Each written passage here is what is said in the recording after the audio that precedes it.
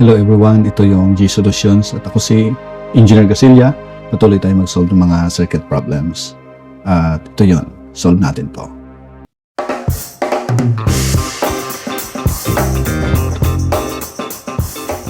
Sabi dyan, sabi yung sign natin, a 100 ohm resistor and a 500 microfarad capacitor are in series. The voltage across the resistor is, yan, 300 sin 100t. So determine A, the current at resistor, B, the voltage across the capacitor, and also the impedance Z. Yan. Sige, solve natin. Ang itsura ng circuit na ito ay ganito. So meron kang resistor, tapos nakaseries ito sa capacitor. Okay? So yung resistor natin is 100 ohms at yung capacitor natin is 500 microfarad. Yan yung capacitance ng capacitor natin. Nakaseries siya. Tapos, ito ay sinusuplayan ng voltage. So, lagay tayo dito ng voltage, alternating source. Yung voltage natin ay VT. At yung given dito ay yung VR natin. Sige. So, lagyan natin ng current. Yung current natin ay. So, sa letter A, ano yung current daw dito sa resistor na yan? Yung current sa resistor ay madali lang makuha, di ba? Ohms law lang. So, para makuha natin yung current, di ba? So, yung I, yung V sub R natin, divided by the resistance. Yung V sub R natin, divided by the resistance. O kaya, given naman yung VR, substitute lang natin, yung VR natin ay 300 sin 100t. 100. Ang result nito ay 300 divided by 100, syempre 3. Okay, tapos kopyahin lang natin to, sin 100t. Or express natin in cosine. Pwedeng 3 cosine 100t minus 90 degree. Yan. So, ayos na yung letter A. So, dako tayo sa letter B. Yung pinapahanap yung voltage naman across the capacitor. So, yung voltage across the capacitor, dito yan. No? Sabihin natin ito ay B sub C. Okay.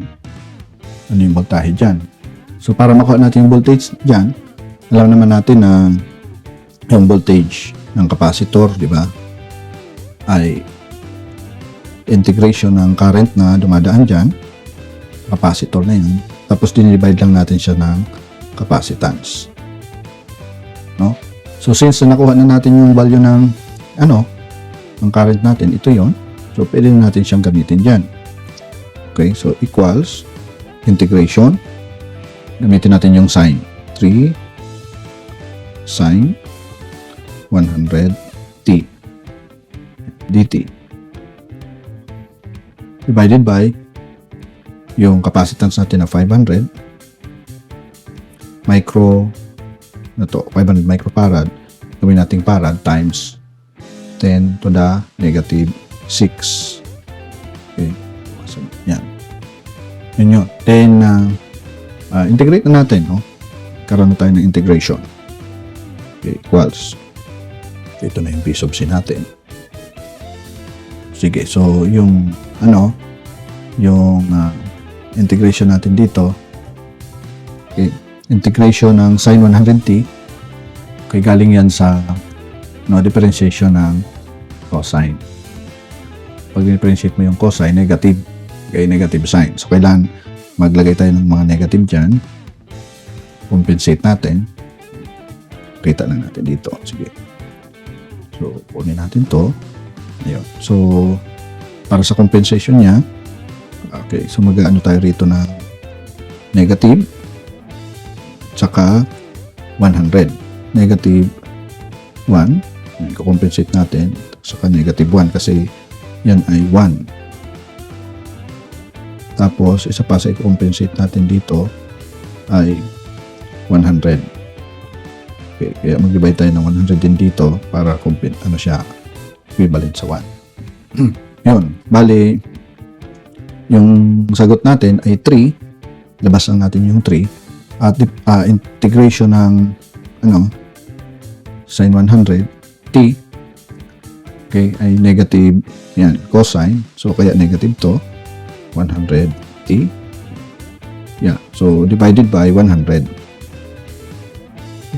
Okay, so magiging 100 dito, tsaka 500 times 10 to the negative 6.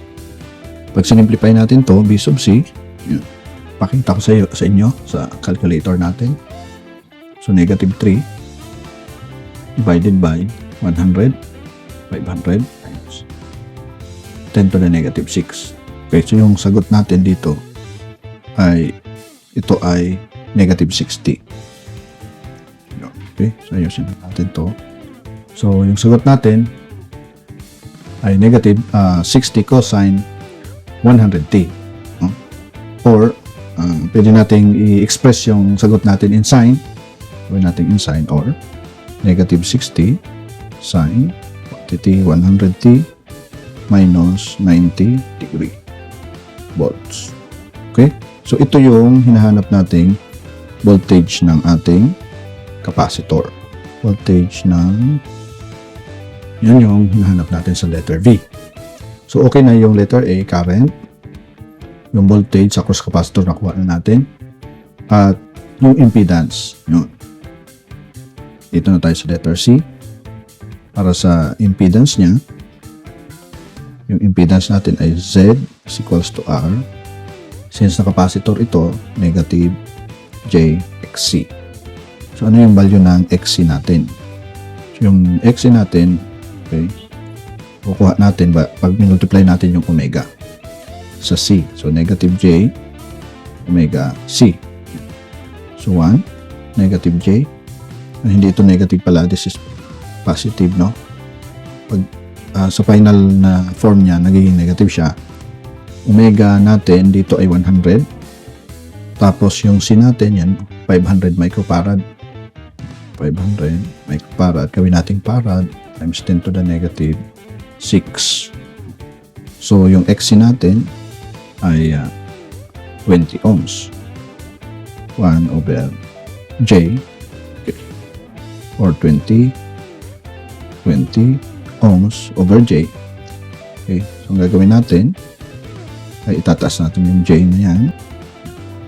So, mag-multiply tayo rito ng 1 and J over J.